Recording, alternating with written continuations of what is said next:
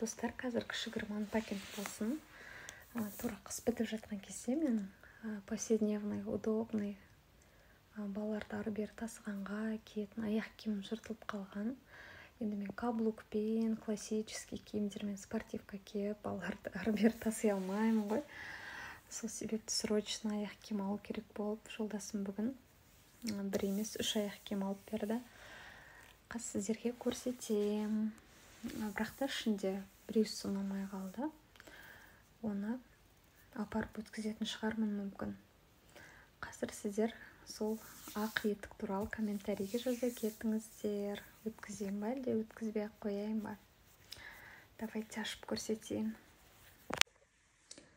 Так, бірінші мынау қайсысы екен бұл? Біреусі бізде кроссовки, біреусі етік, как бы спортивный, а біреусі классический етік.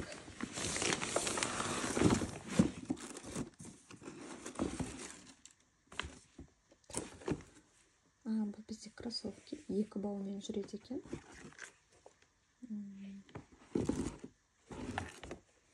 Міне, енді сұр бауы тұр.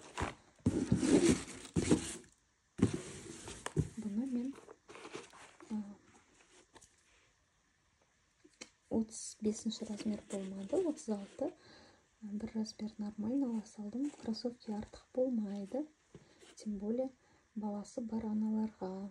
Біздер көп жүреміз ғой, балалар поликлиникаға апарамыз, сабаққа апарамыз, развивашкаға апарамыз. Сол себепті артық болмас, бірақ мына тряпочный екен да, сол көңілімнен шықпай тұр. Мына материалдан пятно кетпейді. Менде осындай кроссовки болған, мынандай материалмен. Мына кроссовкиді енді шын ба, өтіріктен жазып қоюды мүмкін шығар, я? 86 мың, сызғанда 17 200 деп қойған. Білмеймін, насколько это правда. Қаншалықты шын екенін енді айта алмаймын. Синий екенді. Солай. Міне осы кроссовки, міне ағым салса болады. Осы. Так, мынаның ішінде екеу. Енді правда, коробкалар ескі қатты. Скидкамен алып қой енді.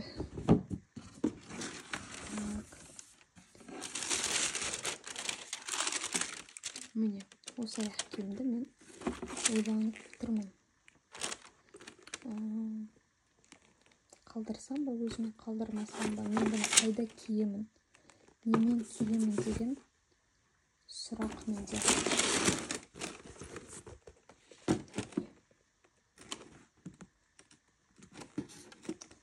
Вот. Сіздер комментарийге жазып кетіңіздер енді, маған көмектесіп. Өзіме қалдырайын ба, әлде керек емес па? Мен аттақ цвет етіп киіп көрмедім, білмеймін енді. Қалай болар екен, содан кейін басы да ұнамай қалды үйге келген соң. Бағана енді сатушылар, продавецтер өздерінің жұмыстарын жасайды ғой, оларға ренжудің қажеті жоқ, оларға сату керек қой.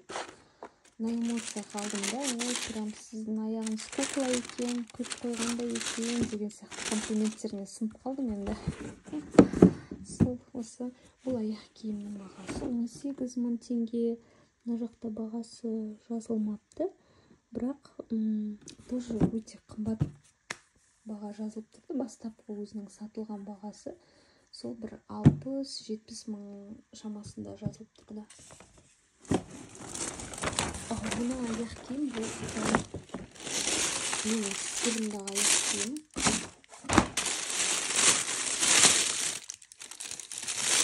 Мен бұны міндетті түрде киемін повседневкаға. Бұл зимний.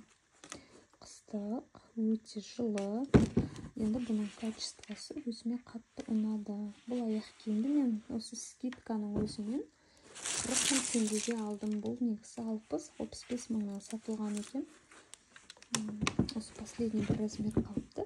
Бұны юбкамен, шортымен, шалбармен кие бересің.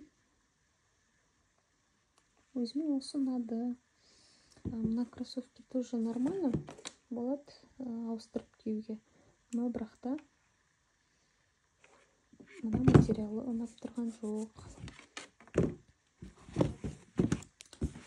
Осы екеуін қалдырсам деп ойлап тұрмын. Енді сіздер ақ етік туралы өздеріңіз жаза кетіңіздер.